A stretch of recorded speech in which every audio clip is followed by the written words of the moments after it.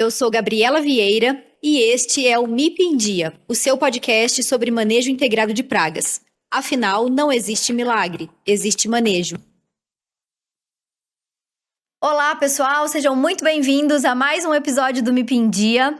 Eu tô aqui em Uberlândia gravando do Sonora Studios mais um episódio cheio de conteúdo bom para vocês, né? Como sempre. E antes de começar, aquelas perguntinhas básicas, né? Já se inscreveu no canal? Já acompanha o nosso conteúdo, já nos segue nas redes sociais. Se você ainda não fez isso, aqui na descrição do episódio estão todos os links para que você consiga nos acompanhar no Instagram, no LinkedIn, no Facebook, no Spotify, enfim, na plataforma que você achar melhor, você encontra os conteúdos do MIP em Dia, os meus conteúdos, né, Gabriela Vieira, sempre trazendo aí informações com bastante cuidado e muita qualidade para vocês. E hoje eu estou aqui gravando um episódio, eu queria deixar registrado isso, né, que eu sempre peço para vocês mandarem sugestões de temas ou de pessoas que vocês gostariam de assistir aqui no MIP em Dia, e esse é um episódio que veio de uma sugestão. Eu já vou contar para vocês quem foi que sugeriu essa convidada especial. Então, Fernanda, seja bem-vinda, muito obrigada por ter aceitado participar do episódio e espero que você fique à vontade e aproveite bastante a gravação aqui, o episódio. Olá, gente! Como vocês estão? Espero que estejam todos bem. Eu sou Fernanda Cruz, falo aqui direto do Vale do São Francisco, Petrolina, Pernambuco. Olha, esse sotaque já dá pra gente perceber, né? Então, um sotaque super gostoso. Tenho certeza que esse episódio vai ser muito bom. E aí, gente, né? Eu falei que foi uma sugestão esse episódio. Quem sugeriu o episódio foi a Fernanda, não, a Tatiane Lobac, doutora Tatiane, que é entomologista. Faz uns 2 meses nós estivemos em Petrolina num evento técnico e nós conhecemos a Fernanda nesse evento. Ela vai contar para vocês já a relação que ela tem com eventos e tudo mais. Fato é que nós conhecemos a Fernanda e a Tati falou: Gabi, vamos gravar, tem que gravar um episódio com ela, a história da Fernanda é muito legal. Então, embora hoje ela não esteja diretamente no agronegócio, ela teve uma relação muito forte com o agro e está no Vale do São Francisco, né? Uma região maravilhosa.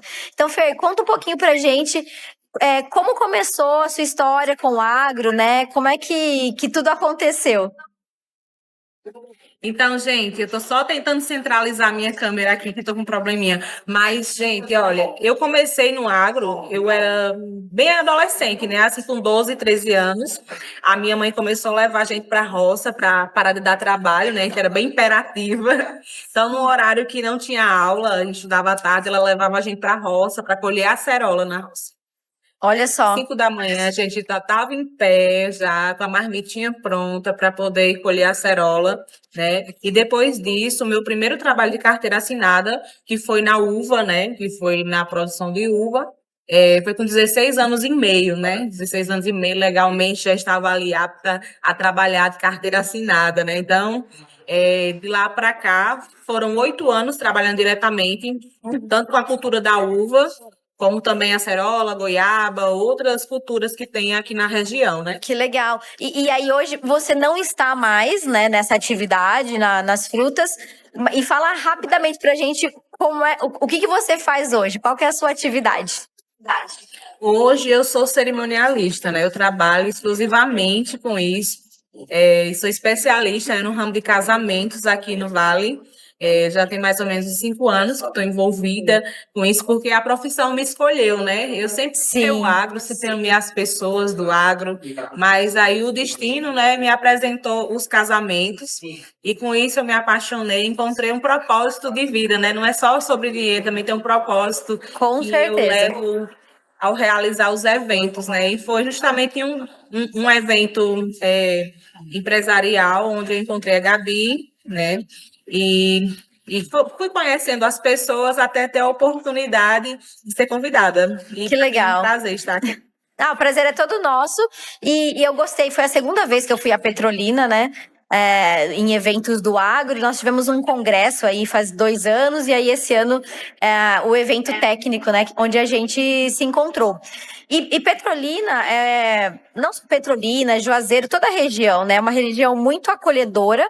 E tem toda essa questão do agro, que é diferente do que nós temos aqui na região, né? Fiquei muito tempo em Mato Grosso, aqui também em Minas, porque aqui a gente fala muito cana, soja, milho, tem bastante HF, mas frutíferas de fato, né? Igual você falou, acerola, uva, é um pouco distante da nossa realidade. Como é que é a situação aí no Vale, Fer? Quais são as principais culturas? Como é que elas são cultivadas? O que você pode contar para a gente sobre isso? Ó, as principais culturas são a uva e a manga, né? Mas aqui tem de tudo um pouco também, né? Digamos que o Vale do São Francisco é uma Califórnia, é conhecida por ser a Califórnia do sertão, né? Porque no meio de uma seca, porque aqui realmente, quando você sai da parte irrigada, você só vai encontrar ali uma área sequeira, que é uma área mais árdua, né? Que você não vai encontrar tantas folhas verdes. Você vai ver tudo ali bem cinza. E aí, quando você vem chegando mais para a parte de Petrolina e Juazeiro, você começando a ver os parreirais, os pés de manga, banana, goiaba, né? Que são as culturas que são mais presentes aqui na região. Sim, Mas é tudo lindo. é lindo mesmo. Eu fiquei, de fato, assim, impressionada.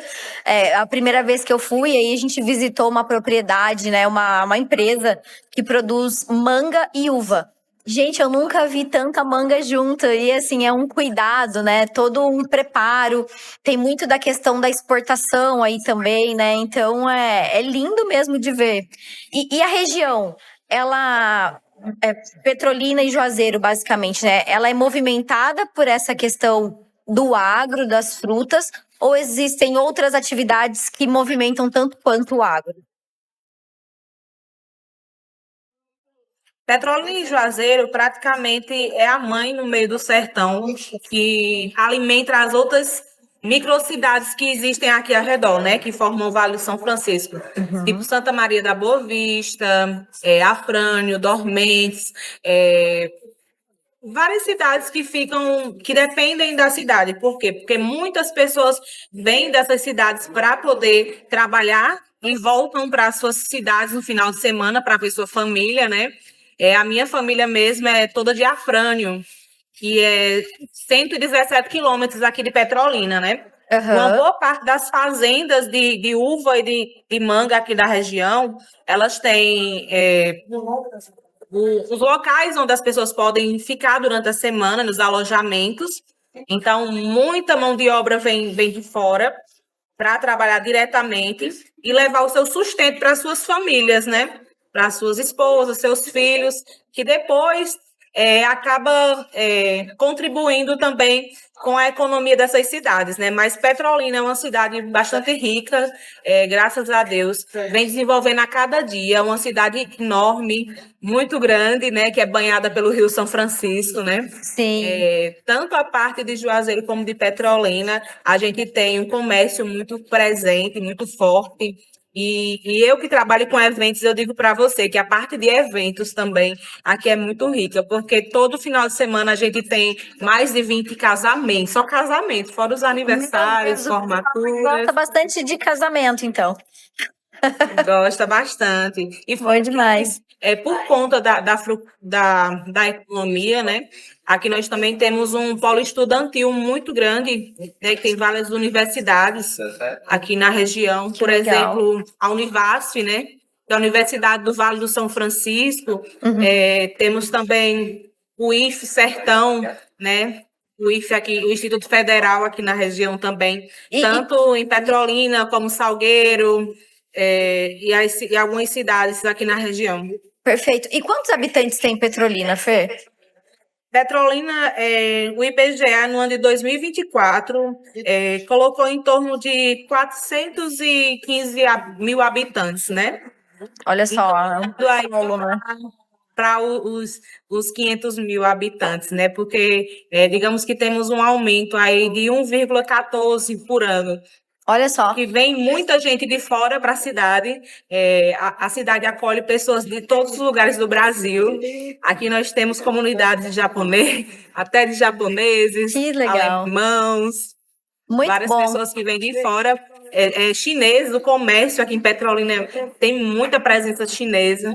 Olha só. Então, é algo que vem crescendo muito. Pessoas de fora do país também, para a nossa cidade. Que bacana. E eu tive, falando de toda essa movimentação, né? Eu estive aí, foi em junho, né? E tive o prazer de pegar o último dia da festa de São João. Gente, eu fiquei impressionada com o tamanho da festa, com a organização, tudo assim, maravilhoso. Então foi muito legal. Fiquei bem feliz de ter conhecido essa parte mais turística da cidade, né? Que faz uma movimentação enorme também, né? Você chegou numa época boa, e você chegou logo ali na véspera do São João, né? Que é a nossa festa principal aqui do Nordeste, né? Sim. Então, assim, o São João de Petrolina, ele está se encaminhando para ser um dos maiores do Brasil, né? Olha só. Acho que ele vai ficar apenas atrás do de Caruaru e Campina Grande, né? Mas ele já está quase ali, né? Quase chegando perto. Quase chegando. E vem muita gente bom. também aqui para a região. As festas aqui também são muito cheias, né? As pessoas gostam de festas, os petrolinenses gostam de festejar. Então, isso também ajuda bastante. Uma coisa leva a outra, né? Você vê que Com certeza. faz com que venham pessoas e com isso vai aumentando mais a economia do nossa cidade. Exatamente. E aí, dentro dessa questão do agro, você já comentou, tudo é basicamente movimentado pelo Rio São Francisco, né? Então, todas as áreas irrigadas, a estrutura, né, de irrigação, os canais que tem, fazem com que a agricultura seja possível, mesmo numa região semiárida praticamente, né? Então, isso é excelente, mas nem tudo são flores, como diz o ditado, né? O que vocês têm de problemas aí, ou melhor, de desafios no que tange o cultivo de frutas, né? Quais são os maiores desafios aí da região? Aqui na região, uma das maiores desafios que nós enfrentamos é a mosca da fruta, né? Que realmente é uma praga que faz se perder muitas frutas aqui, tanto a uva como manga, né? Porque ela deposita diretamente no fruto e faz apodrecer de dentro para fora. Né? Então, muitas vezes, você pode pegar um cacho de uva que você acha que ele está bonito, mas de repente, por conta de duas bagas de uva, acaba contaminando todo o cacho, né? Sim. Isso é uma dificuldade enfrentada para quem exporta, né? Porque o setor de qualidade, né? Ele é bem rígido. Então, se encontra uma uva podre dentro de uma caixa de uva, ele é condenado todo um container. Então, essa é uma dificuldade muito grande, porque muitas vezes, na parte da mão de obra, acaba se passando uma baga ou outra no meio ali, e você acaba não vendo realmente que tem uma uva podre no meio de um cacho inteiro.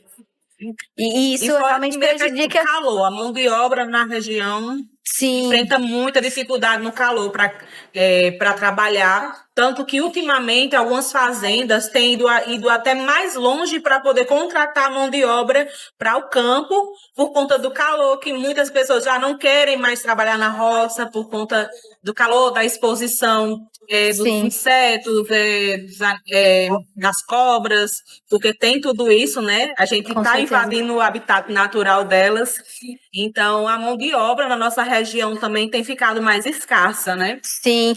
Na verdade, acho que mão de obra é um desafio generalizado, né? A gente tem várias regiões, algumas culturas que demandam mais mão de obra estão sofrendo nos últimos anos por conta dessa escassez, né? E a gente vai buscando em outras regiões, mas temos que pensar também nas possibilidades de tecnologia para suprirem essa demanda que não está sendo atendida, né?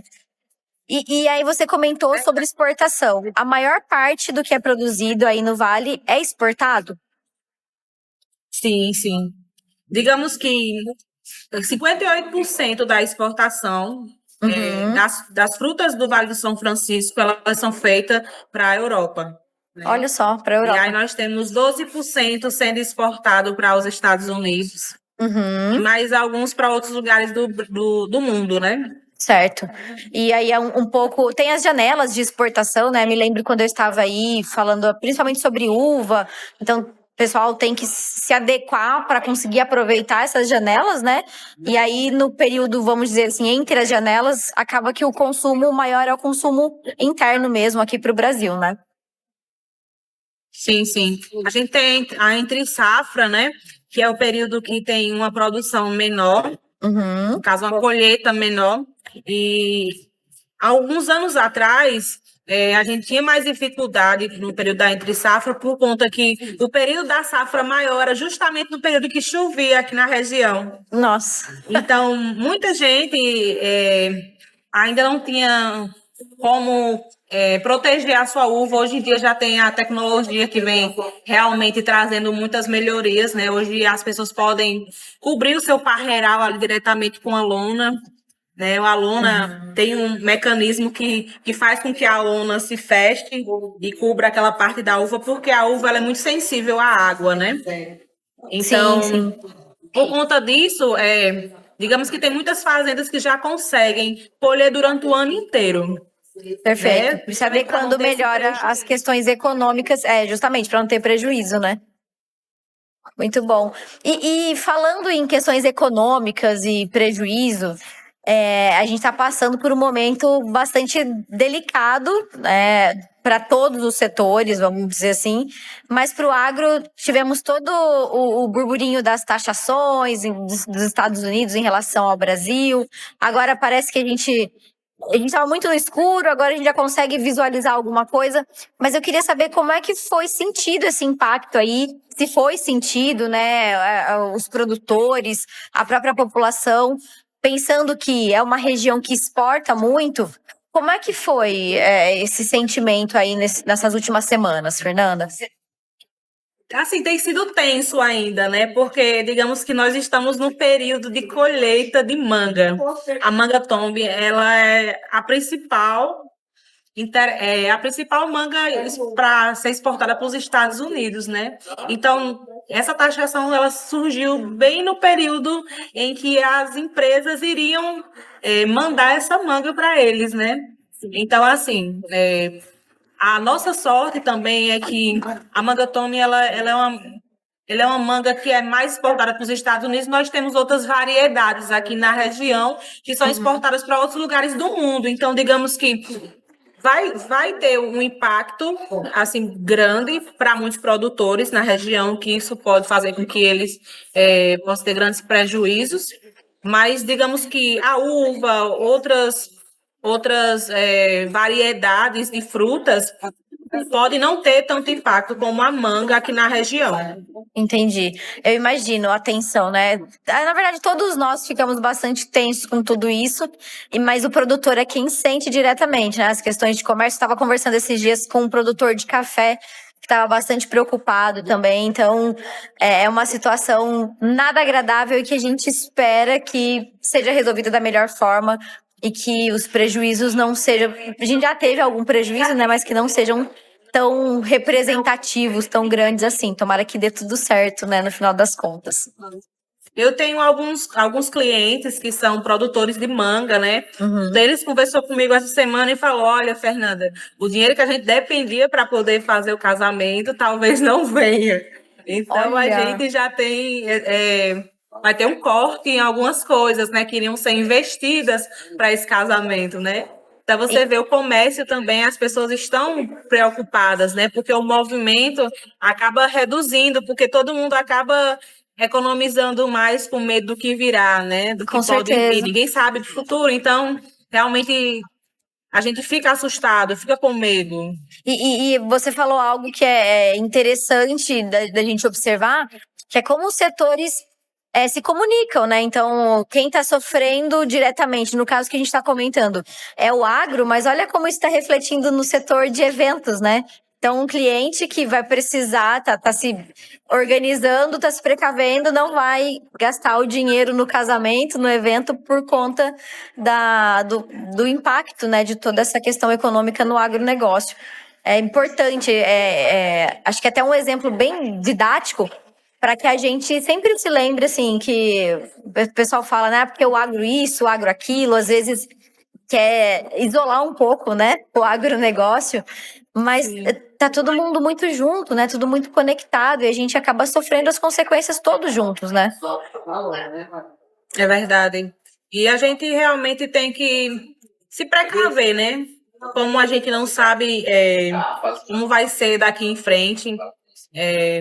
Então, realmente, eu entendo o lado do noivo que quer economizar nesse momento, que tem uma expectativa, né? Com certeza. Provavelmente ele tem um prejuízo grande, então ele está sendo sensato em se, por exemplo, ele quiser adiar para outra data, eu acho que faz sentido, né, nesse momento. Sim, sim. Muito interessante. A gente precisa sempre lembrar do impacto que um setor gera no outro, né? E aí eu queria, assim, que você comentasse um pouquinho de como é a sua visão hoje sobre o agronegócio, tendo essa experiência desde a infância, né? O que você pode falar pra gente do seu encantamento, que você já falou que é encantada pelo setor, né? Mesmo não atuando diretamente, mas como é que é a sua visão hoje do agronegócio, especialmente aí no Vale de São Francisco? Eu vejo o Vale do São Francisco como um oásis, né, no meio do sertão, em que, em que ele consegue salvar várias cidades, realmente, porque se não houvesse o agro, não existiria comércio, não existiria eventos, não existiria economia, realmente seria uma situação muito difícil, né? Muitas famílias provavelmente iam ter que depender de outros lugares para buscar emprego, como antigamente, né? Muitas pessoas iam para o sul, para São Paulo, para buscar emprego. Hoje em dia já não precisam mais, porque realmente a cidade e o Vale do São Francisco ela consegue abrir muitas portas de emprego, né? E Petrolina anualmente ele consegue fazer com que várias pessoas venham para cá mudar de vida. A minha vida foi mudada devido às portas que o Rio nos abriu, né? O Rio São Francisco nos abriu essa porta, né? E graças também aos interesses políticos que existem na cidade, para que nossa cidade tenha uma economia realmente forte, que ela seja destaque aqui no sertão, né? A gente tem uma organização, uma cidade bem organizada, tem vários políticos que realmente vestem a camisa e representam sua cidade assim, de uma maneira que fazem com que eu comparo eu não sei se é certo comparar Petrolina com Dubai, né? Dubai no meio de uma Do deserto ali, né? de um deserto, né? De repente você vê uma cidade linda, bonita, porque Petrolina realmente é uma cidade linda. Você chega, você se apaixona. Ó, é apaixonante mesmo. E as pessoas, né? O clima, todo mundo muito feliz. E você falou algo que eu me lembrei quando eu estive aí, pegando a condução ali, Uber, enfim, os motoristas comentando, né? Me lembro de um motorista que veio de outra região e ele falou exatamente isso. Ele falou: olha, aqui eu fui muito bem acolhido pelo Rio São Francisco. Hoje eu tiro o sustento da minha família. Ele estava aí em Petrolina há muitos anos já. Então é legal saber dessas histórias. E gostei dessa analogia aí de Petrolina, Dubai, porque realmente é uma cidade muito bonita e muito acolhedora. Olha, a gente sempre fala, viu? Quem bebe água do Rio São Francisco sempre volta, viu? Então você vai voltar comigo. Vou voltar. Espero voltar no próximo São João. Bom demais. E Fer, pra gente partindo aqui já para o final do nosso episódio, nós temos um quadro que é o Muito Bom Nota 2, né? Então, onde a gente faz a famosa crítica construtiva, né? Então, eu vou te perguntar agora para quem ou para o que você dá a sua nota 2 e por quê? Com certeza ao desmatamento, né? O desmatamento, digamos que é como o agro, né? O agro ele tem capacidade de enriquecer um local, de fazer com que famílias sejam realmente estruturadas, possam ser alimentadas, outras cidades. Da mesma maneira o desmatamento, né? Quando o desmatamento acontece, várias vidas ali dependem daquilo, tipo os animais, as famílias que vivem ao redor, tanto também como a questão da natureza, né? o impacto que isso gera na natureza é muito grande. Então, o desmatamento realmente é uma situação muito triste que ninguém sabe como que vai ser resolvido, né? Porque tem muita coisa envolvida, muita violência também, muito dinheiro por trás disso. Então, realmente, é nota 2 para o desmatamento. Perfeito. Concordo com a sua nota 2. Realmente, o desmatamento ilegal, né, é algo que a gente não tem nem palavras para definir. É uma luta já antiga. A gente segue nela, embora tenhamos avançado, né, em alguns aspectos. A gente sabe que o agro, embora seja muitas vezes colocado ao lado, né, do desmatamento, nós temos toda uma legislação, todo um aspecto que ajuda, auxilia na diminuição, inclusive, do desmatamento ilegal. Então, é uma boa nota 2, concordo com você e espero que a gente continue evoluindo aí no sentido de diminuição, né, dessa questão do desmatamento. E aí, assim, deixa o seu agradecimento aqui, ou sua mensagem para as pessoas que estão ouvindo, para os seus conterrâneos. Eu tenho certeza que o pessoal do Vale vai ouvir todo esse episódio. Então, um momento aqui para que você fique bem à vontade para deixar um recado aí para todos. E para a Tati também, que te colocou aqui. Gente, a Tati foi assim, foi uma história bem... Assim, todo mundo foi embora, né, do congresso que houve aqui. Uhum. A Gabi também participou e a Tati disse, não, eu quero ficar mais um dia em Petrolina, porque ela já tinha vindo aqui há uns anos atrás, né? Uhum. E ela disse que tinha se apaixonado, então ela queria realmente ver Petrolina.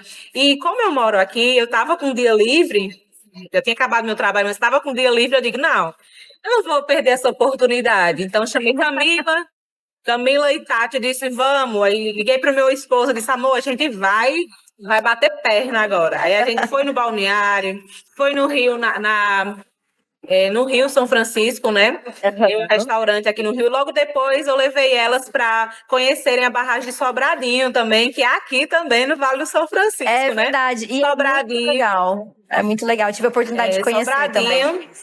Sobradinho é o maior lago artificial do mundo, né? Olha só. Que é aqui pertinho de Petrolina, né? Porque Petrolina é divisa com Bahia, já é lado a lado com Bahia. A gente sofre essa influência também, tanto que o sotaque também é um pouco misto, né? Nosso gosto musical também é bem misturado. Então, assim, nesse dia foi emocionante. A gente trocou muita ideia, conversamos bastante. Elas tiveram o privilégio de ver um vaqueiro passando na rua.